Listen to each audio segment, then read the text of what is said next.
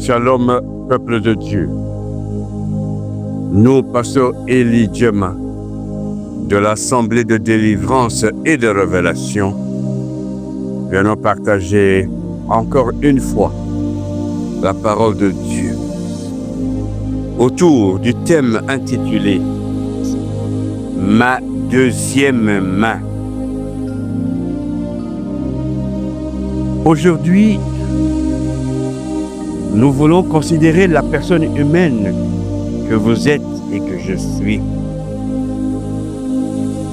Au-delà de notre formation physique, c'est-à-dire ayant la forme normale ou handicapé physique, au-delà de notre position professionnelle actuelle, qui peut-être nous rendent incapables de répondre aux devoirs familiaux et ou entre devoirs. Il nous arrive de se plaindre, de se lamenter sur cette incapacité. Deux fois, nos prières sont des prières de lamentation.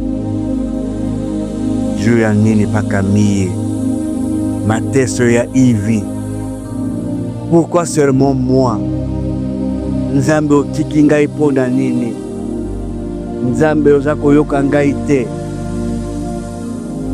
Mais il y a toujours une deuxième main qui vient à notre secours. Dans Genèse chapitre 16, versets 2 à 6, traduction d'Arby, nous allons lire.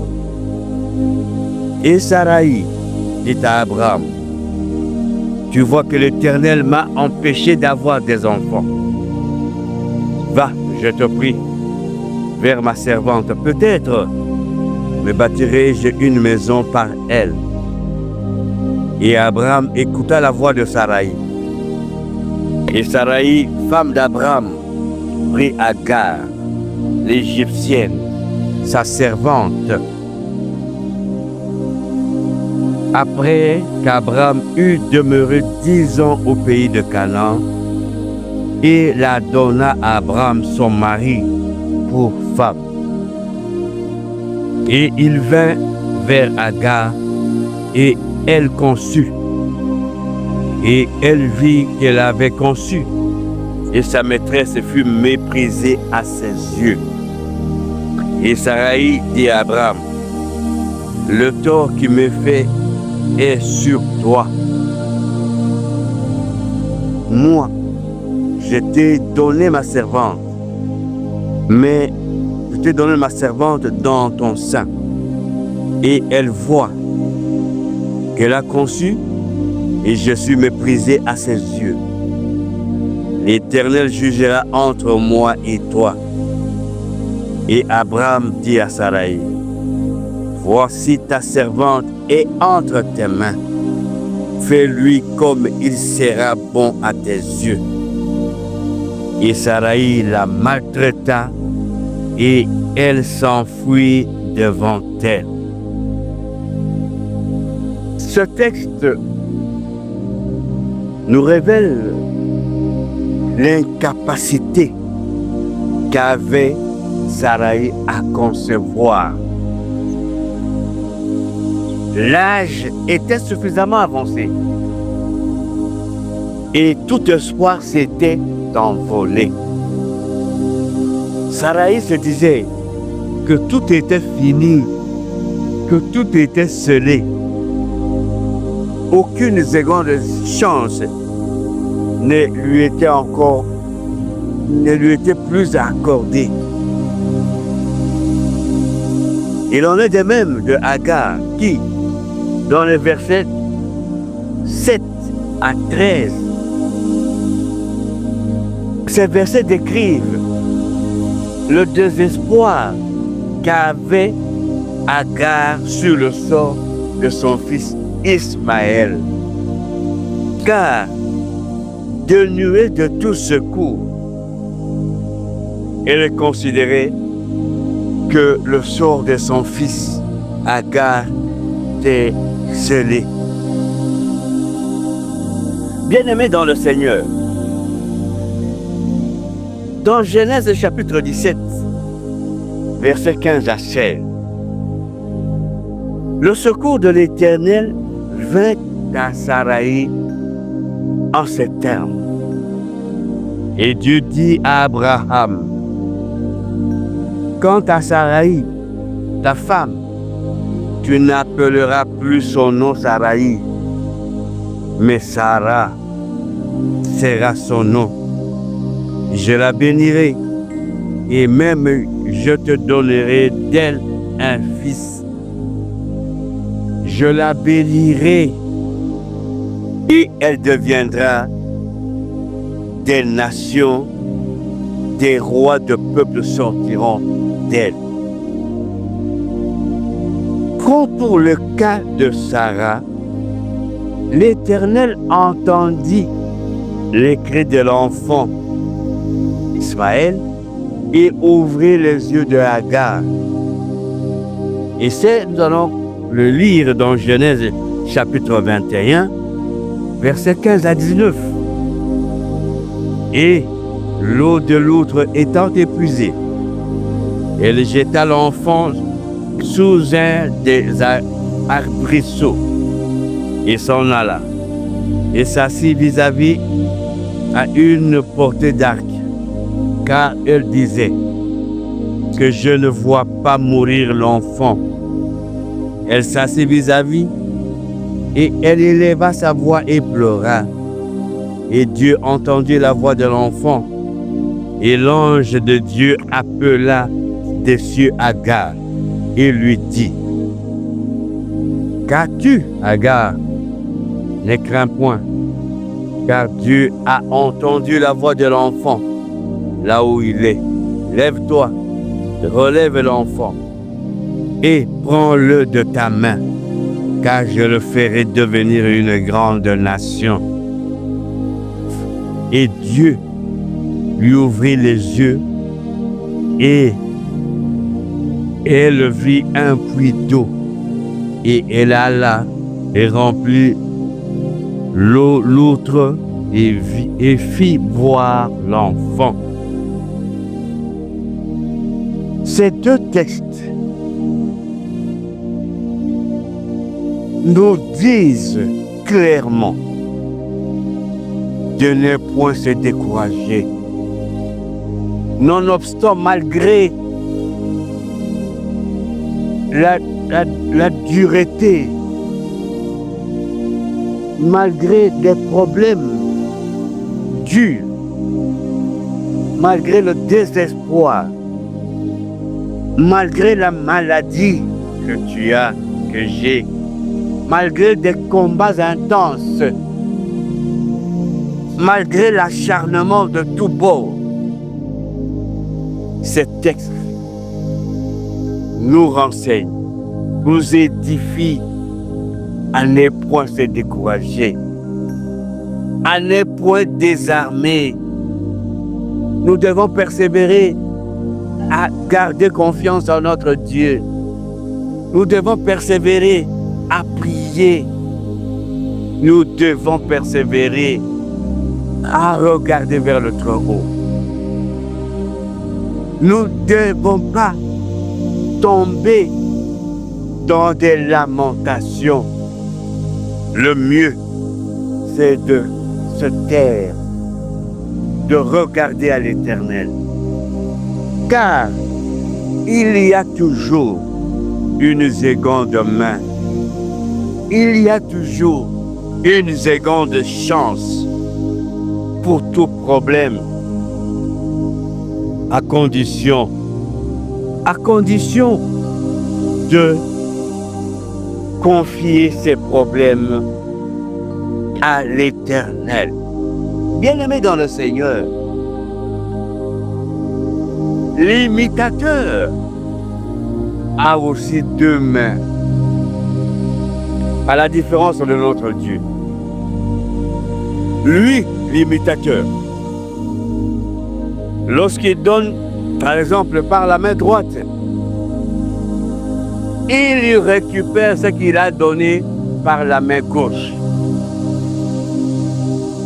Il n'est pas étonnant que les demandeurs de biens, de pouvoir, des enfants et autres choses auprès de l'imitateur se retrouvent toujours dépourvus des choses les plus essentielles de leur vie. Parce que ces choses, parce que ces biens sont récupérés autrement par l'imitateur. Raison pour laquelle de fois nous allons voir des personnes être riches, mais ayant un défaut, ayant un handicap, ayant un problème insoluble.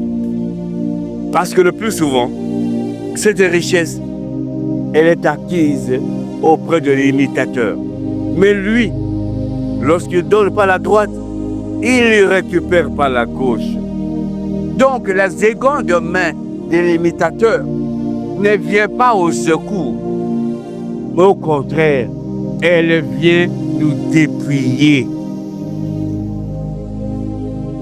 Dans la vision de notre Dieu, le Dieu d'Abraham, le Dieu d'Isaac, le Dieu de Jacob, il a créé 2 à 2. Homme, femme, mâle, femelle, pour se compléter. Et même les apôtres, notre Seigneur Jésus-Christ, les envoya 2 à 2, tel qu'il est écrit dans Luc, chapitre 10, verset 1er. Après cela, le Seigneur désigna encore 70 autres disciples et il les envoya 2 à 2 devant lui dans toutes les villes et dans tous les lieux où lui-même devait aller. Et comme il est repris aussi dans Genèse chapitre 2 verset 18, en ces termes, l'Éternel dit, il n'est pas bon que l'homme soit seul. Je lui ferai une aide semblable à lui. La mission de Dieu, mieux la raison de la deuxième personne ou de la deuxième main est d'aider, un secours, une main qui vient secourir. Au regard des insuffisances de la personne humaine, 2 sont plus forts que 1. Et au verset 24 du même chapitre de Genèse, il est dit, c'est pourquoi l'homme quittera son père et sa mère et s'attachera à sa femme et ils deviendront une seule chair. Cette unité rend le foyer capable de résoudre des problèmes qui peuvent survenir plutôt que de vivre en forme scellée. Pour nous chrétiens, Jésus-Christ est venu nous unir au Père. Jésus-Christ est la seconde main. Jésus-Christ est notre secours qui ne manque jamais dans la détresse. Oui, des moments que nous traversons, des moments que des foyers traversent, chacun est obligé à apporter sa contribution. Dans l'Église, chacun a un don. Apporte ta contribution. Tu es une seconde main pour ton foyer. Tu es une seconde main pour ton Église. Par ta contribution, par ta participation financière, matérielle, tu es une seconde main pour l'avancement de l'évangile de notre Jésus-Christ jusque dans les fins fonds du monde. Mon frère, ma soeur, tu es appelé à porter ta contribution. Comme les autres aussi font de temps en temps. Nos faiblesses doivent se transformer en une force lorsque nous sommes dans l'unité. Pour ton pays, apporte ta contribution afin que ce pays soit plus fort. Chacun de nous a apporté sa contribution. Dans Éphésiens chapitre 2, verset 16, et de le réconcilier l'un et l'autre en un seul corps avec Dieu par la croix, en détruisant par elle l'inimitié. Éphésiens vient en ces termes conclure. Jésus-Christ, par sa croix, est venu nous réconcilier. Nous qui étions abandonnés dans le péché, nous qui vivions d'une manière esselée, maintenant, nous sommes réconciliés avec le Père et la force nous est accordée. Paul dit encore aux Éphésiens, chapitre 5, verset 6, en ces termes, devenez donc les imitateurs de Dieu comme les enfants bien-aimés. Ne devenons pas comme les imitateurs du Christ. Celui-là, l'imitateur, le diable, qui a deux mains, mais l'autre, c'est pour détruire. N'aie pas une main pour détruire la vie de ton prochain. N'aie pas des pensées pour détruire la vie de ton prochain. N'aie pas l'autre des occasions pour détruire, mais au contraire, pour construire. Maranatha, Pasteur Élie Djema, le tabernacle de Dieu. Pour tout contact éventuel, plus 243 89 18 78 834, ou vous pouvez nous joindre dans notre chaîne YouTube en écrivant Assemblée de délivrance et de révélation. C'est à quoi nous vous invitons à vous abonner, à partager surtout, afin que nous puissions constituer une famille chrétienne unie, où chacun de nous apporte sa main pour l'édification de l'évangile de notre Seigneur Jésus-Christ.